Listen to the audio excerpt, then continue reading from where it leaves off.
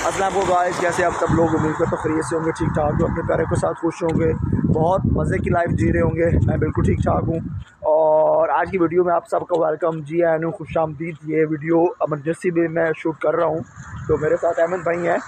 तो वीडियो का आज का मकसद वही है कि आजकल जो यूके में हालात चल रहे हैं, हर तरफ एक क्या कहते हैं वो एक रोला पड़ गया है कि पता नहीं क्या हो गया यूके के अंदर। इतने हालात टफ़ हो गए हैं, बच्चों के साथ बहुत ज़्यादतियाँ हो रही हैं, स्टूडेंट के साथ बहुत इश्यूज़ आ रहे हैं। तो एक इस वक्त जो यूके के अंदर है हालात बहुत ज़्यादा ख़राब हो चुके हैं।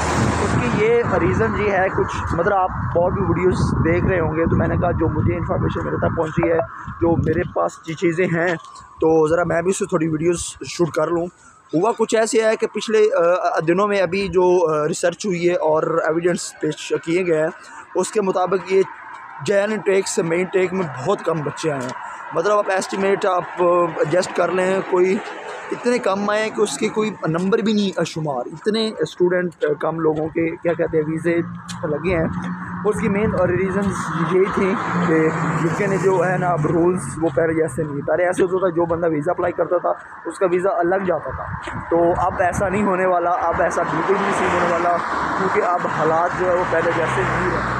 अब ये हालात इस हिसाब से नहीं कि यहाँ जॉब्स नहीं मिल रही, यहाँ पे काम नहीं है, इस हिसाब से नहीं है। कुछ चीज़ें और हैं, कुछ ऐसी चीज़ें यहाँ यूके के अंदर हुई हैं जिसकी वजह से शायद अब मुझे नहीं लगता कोई स्टूडेंट आ पाएगा।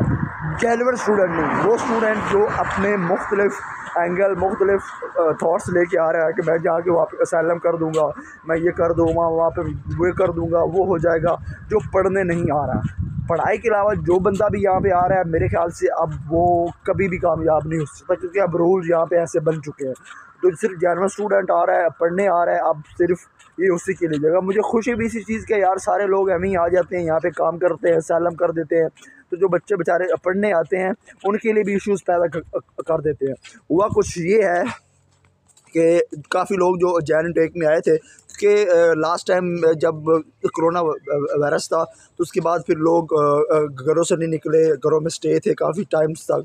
तो उसके बाद फिर लोगों ने सोचा कि यार अब चलते हैं बाहर। तो फिर काफ़ी लोगों ने वीज़े अप्लाई किए। वीज़े अप्लाई करने के बाद काफ़ी लोगों को लग भी गए, और हुआ ये कि डिपेंडेंट्स जो था वो ऑफ़ हो गया था लास्ट में, ठीक है।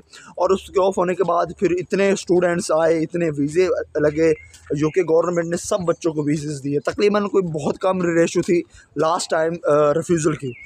तो वीज़े तो बहुत लोगों को मिले, बहुत लोग यहाँ पे आए भी, स्टडी करने लगे। उसमें ये हुआ कि जो जेन्युइन स्टूडेंट थे वो तो पढ़ रहे थे, वो स्टडी कर रहे थे, उनका कोई भी लोचा कोई भी पंगा नहीं था।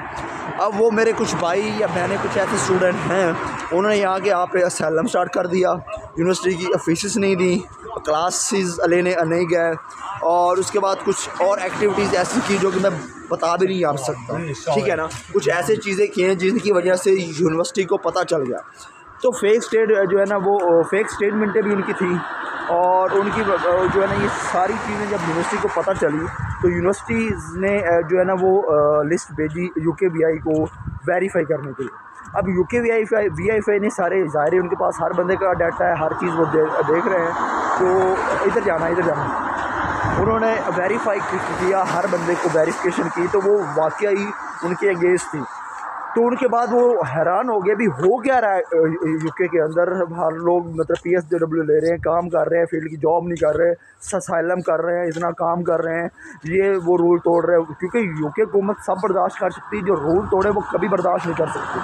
तो इसकी वजह से कुछ ऐसी यूनिवर्सिटीज़ हैं, 2-3 यूनिवर्सिटीज़ हैं जिन्होंने पाकिस्तानी बच्चे लेने ही बंद कर दिए।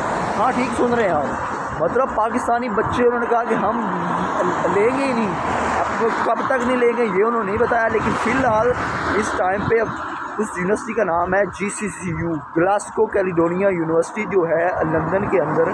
उन्होंने बच्चे लेने से इनकार कर दिया, क्योंकि सबसे ज़्यादा जो हाथ में वो इसी के साथ ही हैं। लोगों ने फ़ीसें नहीं दी, लोगों ने इतने मसाइल वहाँ पे किए हैं कि आप सोच नहीं सकते। हमारी कौम है ना, अब मैं अपनी कौम को कोई बुरा नहीं कह रहा, उसमें कुछ और भी हो सकते हैं, लेकिन ये अलमिया है हमारा, जहाँ पे ज़्यादा पंगा होगा वो हमारे अपने ही होंगे।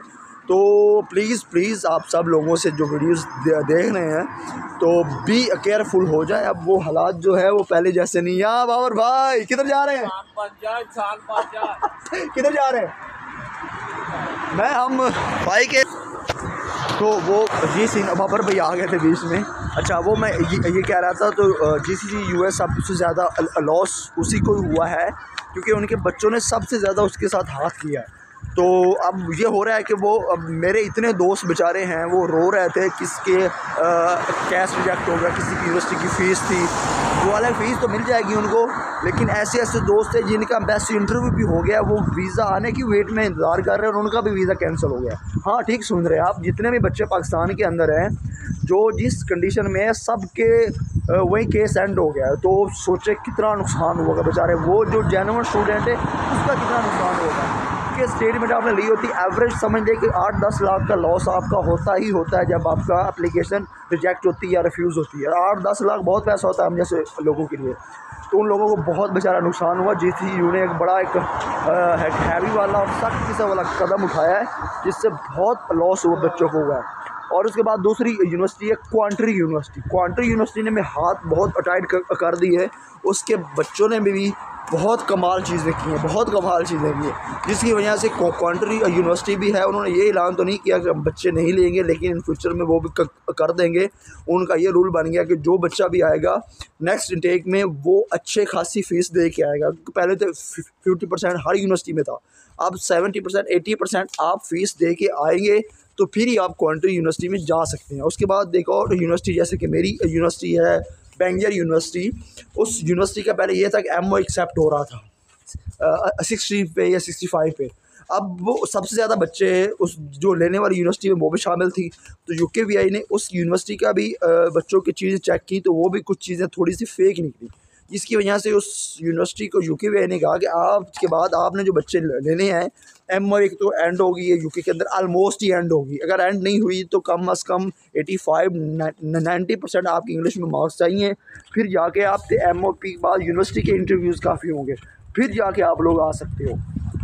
तो इस वक्त ये सिचुएशन चल रही है UK के अंदर, हालात थोड़े से उन स्टूडेंटों के लिए टाइट हो गए हैं जो कि जेन्युइन नहीं है। जो जेन्युइन स्टूडेंट है आपको टेंशन लेने की बिल्कुल ज़रूरत नहीं है, आपको कुछ चीज़ की टेंशन होनी नहीं चाहिए क्योंकि आप जेन्युइन है, आप स्टडी कर रहे हैं, यहाँ पे आ रहे हैं, उसके बाद PSW लेंगे या जो आपकी लाइफ होगी, लेकिन एटलीस्ट आप जेन्युइन तो हैं। आप उनको फीसेस देंगे, आप यूनिवर्सिटी जाएंगे, आप अपनी क्लासेस लेंगे, आप एग्ज़ाम देंगे, पास होंगे तो आप जेन्युइन स्टूडेंट होंगे, आपको टेंशन लेने की ज़रूरत नहीं है। लेकिन वो लोग जो मुख्तलिफ अपने नज़रिए से आ रहे हैं उनके लिए टेंशन हो सकती क्या हो गई है।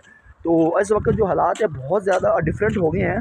तो काफ़ी यूनिवर्सिटी आप देखो ना, एक यूनिवर्सिटी ने हाथ ये पकड़ा कि उन्होंने बच्चे रिफ्यूज़ किए हैं, मतलब बच्चे लेने से इनकार कर दिया। तो अब हर यूनिवर्सिटी ऐसा ही करेगी कि UKVI का रूल जब एक यूनिवर्सिटी पे लागू होता है तो वो सब पे हो जाता है। तो इसलिए बी केयरफुल है अगर आप फ्यूचर में आ रहे हैं। अब ये तो वो चीज़ थी जो सिचुएशन चल रही है UK के अंदर। मैं अपना ओपिनियन दे देता हूँ कि अगर आप आना चाह रहे हैं या आना चाह रहे हैं तो आप आएँ। UKCSG डेस्टिनेशन नहीं है कोई, लेकिन बी केयरफुल, आप प्रॉपर एक नंबर तरीके से आएँ। और आज के बाद जो ये सोच रहे हैं कि हम फेक स्टेटमेंट लगा देंगे वो भी अब नहीं होगा। मुझे शुक्र याद आ गया, जो ज़्यादातर केस यहाँ पे अनाउंस हुए हैं या लोगों को पता चला UKVI को, वो फेक स्टेटमेंट का था। लोगों ने इतनी फेक स्टेटमेंट इतनी डाली कि उनको इस चीज़ का आइडिया हो गया। बहुत सारे रिफ्यूज़ फेक स्टेटमेंट की वजह से हुए हैं।